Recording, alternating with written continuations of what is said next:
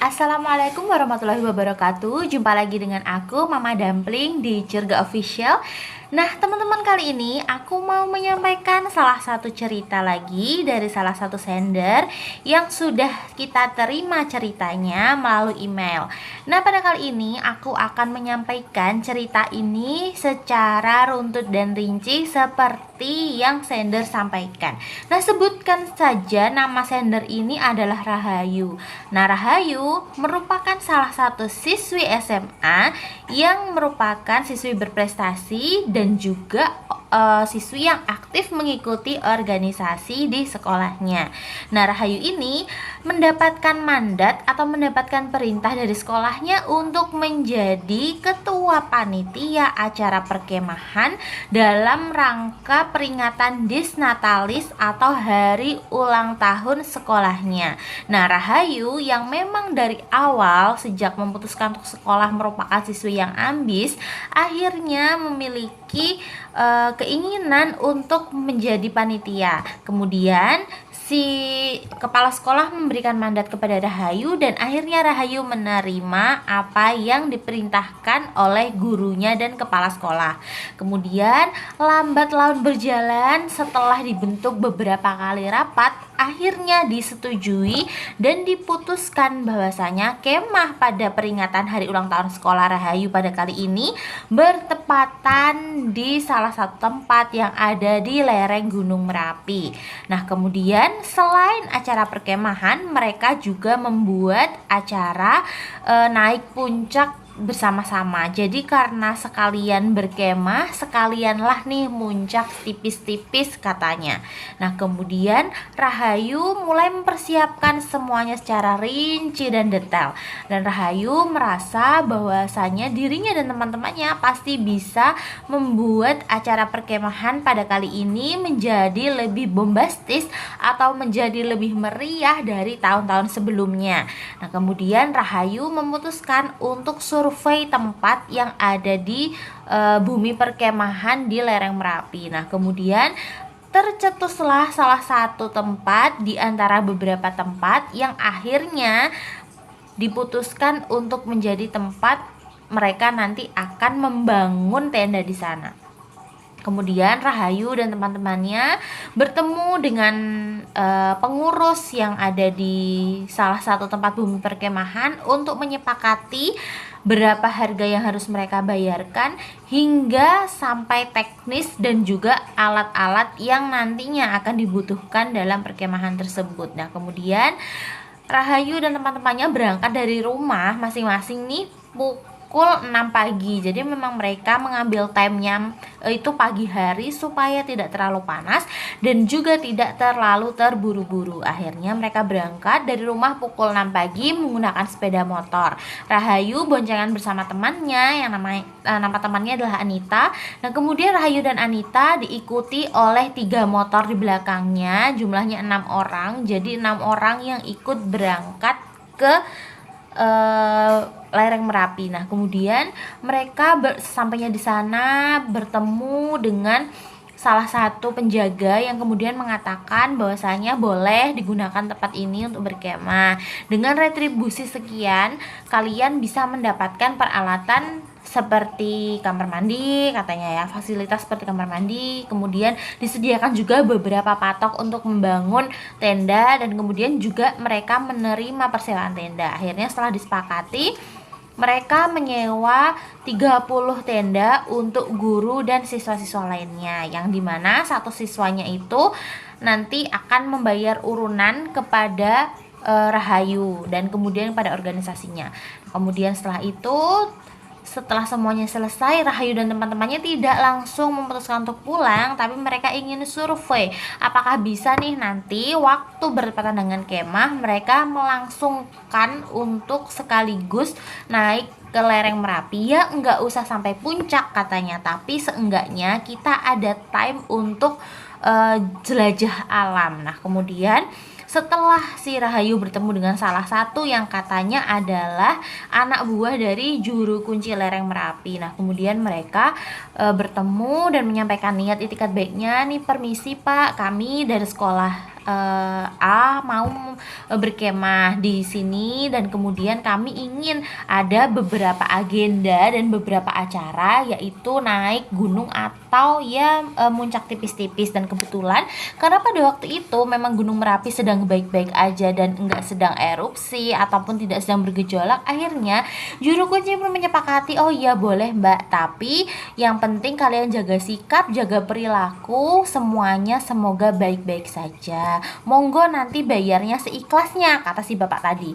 Nah kemudian si Anita ini menimpali. Jadi gimana Rahayu? Apakah kita sudah sepakat untuk benar-benar nih kita mau menjelajah alam dengan mengitari, atau kita seperti ya naik gunung tipis-tipis ke lereng Merapi? Nah kemudian si Rahayu, iyalah kan kita sekalian healing, sekalian liburan, kita manfaatin aja waktu ini, katanya. Nah kemudian tiba hari H, tiba saatnya untuk seluruh siswa dan seluruh guru itu berkemah dan juga mengadakan jelajah alam seperti yang sudah direncanakan oleh Rahayu dan teman-temannya. Akhirnya si Rahayu ini membuat plotting agenda atau membuat skenario agenda, kemudian disebarlah kepada siswa-siswa dan siswa-siswi di sana, dan guru-guru juga senang bahwasanya ada agenda untuk jelajah alam atau tadabur alam. Nah kemudian pada hari H semuanya terlihat baik-baik saja, tidak ada yang mencurigakan, semuanya baik-baik saja, siswa sehat, guru-guru sehat, semua panitia juga sehat walafiat. Tapi tiba saatnya ketika ingin naik ke puncak, tiba-tiba salah satu seorang guru perempuan itu tiba-tiba merasa pusing dan mengurungkan niatnya untuk ikut muncak bersama siswa dan guru yang lain. Sambil berkata kepada Rahayu, Nduk, hari ini ibu gak ikut ya, ibu tunggu perkemahan saja karena ternyata hari ini ibu sedikit pusing.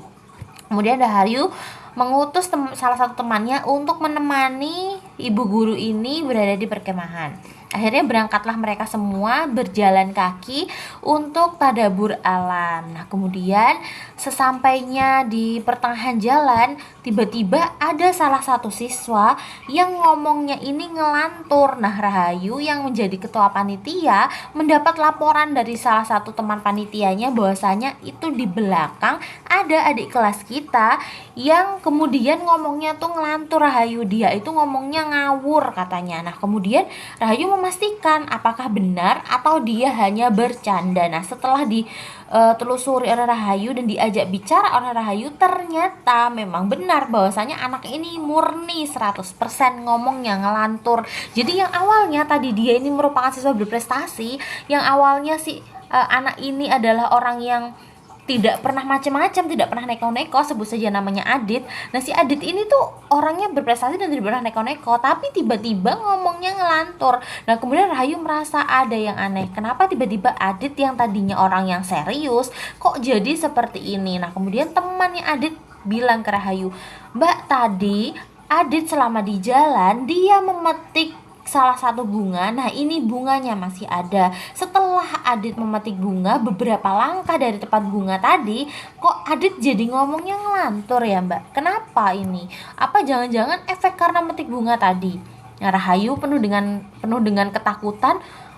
Oh jangan-jangan iya. Akhirnya Rahayu mendatangi guru, dan beberapa guru mengatakan nanti kita turun saja, kita tidak usah lanjutkan perjalanan, kita minta untuk bantuan Pak Juru Kunci yang ada di bawah. Kemudian beberapa orang turun untuk membantu si Adit ini sembuh, supaya bisa sembuh, diusahakan untuk sembuh. Nah kemudian yang lain, siswa yang lain, ada beberapa yang nekat untuk naik ke puncak. Salah satunya adalah Rahayu, karena Rahayu ini ngebet banget nih, punya keinginan yang kuat untuk bisa menyelesaikan perjalanannya, karena dia merasa rugi dong aku sudah sampai sini tidak melihat keindahan yang ada di lereng Merapi. Nah kemudian Rahayu dan teman-temannya terus berjalan sampai akhirnya Rahayu tidak menyadari bahwasanya dia sudah berjalan selama 2 jam, tapi terasanya tidak seperti 2 jam. Terus gimana nih?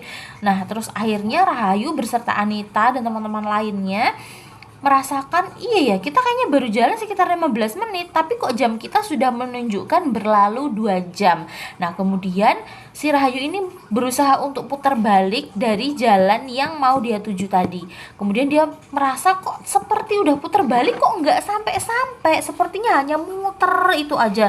Tempat yang awalnya dia datengin nih, kemudian dia datengin lagi berkali-kali bersama rombongannya. Akhirnya Rahayu yang merasa bersalah mengajak teman-temannya untuk melanjutkan perjalanan, tidak mendengar instruksi gurunya, merasa menyesal dan meminta maaf. Maaf ya teman-teman, gara-gara aku nih kalian jadi tersesat seperti ini. Sekarang kita berdoa aja semoga semua baik-baik aja dan kita bisa segera menemukan jalan keluar. Nah, saat Rahayu nih hendak turun ke bawah berusaha mencari jalan keluar, tidak ditemukan apapun, tapi tiba-tiba datang seorang nenek-nenek membawa seperti kronjot, jadi seperti kronjot pikul yang dipikul, kemudian berkata kepada Rahayu, "Dok, mau kemana? Ini udah mau surup," katanya. Terus Rahayu bilang, "Loh Mbah, tadi saya berangkat itu dari perkemahan itu siang Mbah, sekitar jam 10. Kok ini sudah waktunya mau surup aja," katanya. "Mbah nih bercanda," katanya si Rahayu. Tapi si Mbah ini, "Udahlah Nduk, kamu tuh kalau udah kesini itu kamu salah jalan, berarti kamu pulangnya susah," katanya. "Kecuali ada orang yang bisa menolong kamu," katanya. Nah, kemudian Rahayu dan teman-temannya merasa ketakutan nih. Dan tapi beberapa anehnya itu ada siswa atau teman Rahayu ini yang tidak melihat kehadiran Mbah ini. Jadi hanya Rahayu, Anita, dan Harry yang bisa melihat Mbah ini. Nah, kemudian si Mbah ini terus berjalan. Akhirnya Rahayu mengikuti, membuntuti Mbah ini beserta teman-temannya. Nah, setelah diikuti, ternyata tibalah si Mbah ini dan membawa Rahayu dan rombongannya ke sebuah gerombolan orang yang ternyata itu adalah sebuah pasar. Nah, kemudian si Rahayu yang merasa ini kok aneh, kenapa kok ada yang ganjel gitu dari semua ini. Setelah Rahayu memperhatikan, ternyata semua orang yang ada di pasar itu wajahnya rusak. Rahayu penuh dengan ketakutan memberanikan diri untuk bertanya, "Permisi Mbah, ini apa ya? Ini tempat apa? Kok saya dan teman-teman saya nyasar ke sini?" Simbahnya lagi-lagi berkata, "Kamu salah jalan, Dok. Kamu hanya bisa keluar dari sini ketika ada yang bisa menolong kamu keluar dari sini." Nah, kemudian si Harry ini, karena dia ini merupakan salah satu orang yang bisa melihat hal-hal gaib, akhirnya berkata kepada Rahayu, "Rahayu, ini bukan orang. Ini adalah makhluk gaib, penjaga lereng Merapi. Nah, aku berpikir mungkin dulunya ini adalah pasar yang kemudian setelah ada bencana erupsi Merapi, mereka semua rata dengan tanah dan rata tersapu lahar." Akhirnya Rahayu berdoa dan teman-temannya berdoa, kemudian dibantu oleh Harry yang meminta bantuan nih. Katanya Harry ini meminta bantuan dengan leluhurnya, jadi mengontak leluhurnya secara batin yang kemudian leluhurnya akan membantu. Tapi 1 jam berlalu tidak ada perubahan, leluhur Harry tidak juga kunjung datang. Akhirnya si Rahayu yang merasa ketakutan memberanikan diri nih untuk bertanya lagi dengan orang-orang yang melihat keadaan mereka, melihat keberadaan mereka nih dengan sangat sinis. Jadi mereka melihat keadaan si Rahayu dan teman-temannya dengan sangat sinis, dengan wajah yang luka-luka. Dan kemudian si Rahayu bilang, "Permisi Mbak, ini apa ya?" Dia bertanya kepada salah satu seorang pedagang yang ada di sana. Kemudian orang itu tersenyum dengan senyuman yang penuh misteri sambil berkata, "Ini kamu lagi di pasar Mbak. Pasar tempat kami jualan, pasar tempat kami mencari nafkah. Kamu mau beli apa di sini?" "Mbok ya, sebelum pulang dari sini kami dilarisin dulu," katanya Mbak penjual ini dengan nada yang sangat misterius yang membuat Rahayu semakin takut dan gelagapan. Akhirnya Rahayu, "Ya Allah, ini apa ya Tuhan, bantu aku." Nah, akhirnya Rahayu berdoa dan menangis di situ. Akhirnya Rahayu merasa bahwasanya itu ternyata benar pasar goib yang Harry tadi bilang. Akhirnya tidak lama kemudian datanglah seorang kakek-kakek membawa tongkat yang ternyata kakek ini adalah nenek atau nenek moyangnya si Harry nih. Jadi itu kakek moyangnya si Harry, si mbah buyutnya. Nah, kemudian si kakek tadi berkata, "Nduk, ayo kita pulang, ikuti aku," katanya. "Kalian semua ikuti aku, jangan ada yang lepas gandengannya." Nah, kemudian Harry disusul teman-teman yang lain dan termasuk Rahayu mengikuti si kakek ini untuk menuju jalan pulang. Nah, setelah itu tiba-tiba saja waktu perpindahan antara sore hari dengan malam terjadi begitu cepat. Tiba-tiba langit berubah menjadi gelap dan tiba-tiba saja Rahayu dan teman-temannya sudah berada di dekat bumi perkemahan tempat mereka awal berangkat tadi. Nah, kemudian guru-guru bertanya, "Ya Allah Rahayu, kamu kemana aja, Nduk? Tadi kami cari kalian loh. Kalian ini bersepuluh tadi kemana? Kan udah dibilangin turunlah, ikutlah kami putar balik. Terus kalian kok malah melanjutkan perjalanan dan terus nggak balik lagi? Kalian nggak apa-apa toh?" Nah, kemudian 10 orang ini semuanya pucat pasi, semuanya merasa ketakutan. Nah, akhirnya Rahayu merasa, "Ini kenapa ya? Kok aku jadi begini?" Nah, kemudian Rahayu bercerita nih kepada gurunya. Tadi dia menemukan segala macam perjalanan mereka ceritakan. Nah, kemudian Rahayu bercerita bertemu dengan seseorang di pasar, bertemu dengan simbah-simbah yang membawa mereka ke pasar. Akhirnya salah satu guru yang mengerti cerita tersebut berkata, "Nduk, nggak apa-apa, itu kamu tadi dibawa ke pasar Bubrah. Jadi pasar Bubrah itu memang pasar yang ada di daerah sini.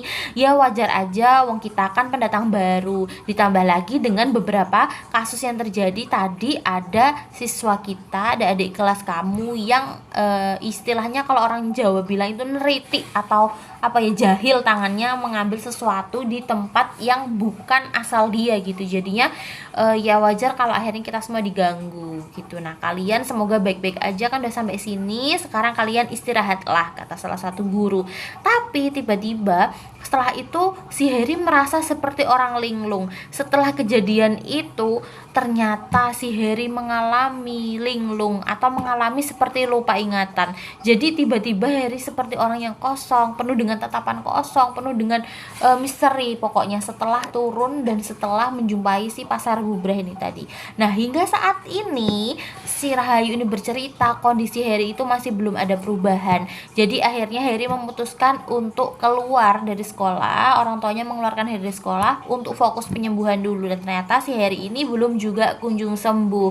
Nah, menurut si Rahayu nih, kemungkinan Harry ini mengalami shock atau mengalami shock secara supranatural, karena pada waktu itu kan dia nih meminta bantuan dari leluhurnya. Nah, kemudian entah mungkin apa yang dia gadaikan atau mungkin dia jadikan jaminan untuk teman-temannya bisa selamat dari situ. Nah, semoga saja nih ya Harry bisa segera cepat sembuh. Nah, itulah cerita atau pengalaman gaib yang dialami dari salah satu sender kami, yaitu Mbak Rahayu. Semoga semuanya mandali, semoga semuanya bisa kembali pulih, khususnya juga untuk Mas Harry, semoga segera pulih. Nah, mungkin cukup sekian nih cerita dari Curga Official kali ini. Semoga sahabat surga semua bisa mengambil pengalaman. Semoga semuanya bisa mengambil hikmah bahwasanya kita jangan sampai membuat onar atau membuat perilaku yang tidak disukai oleh makhluk gaib ataupun orang sekitar yang bukan asal kita. Jadi kalau di tempat asing,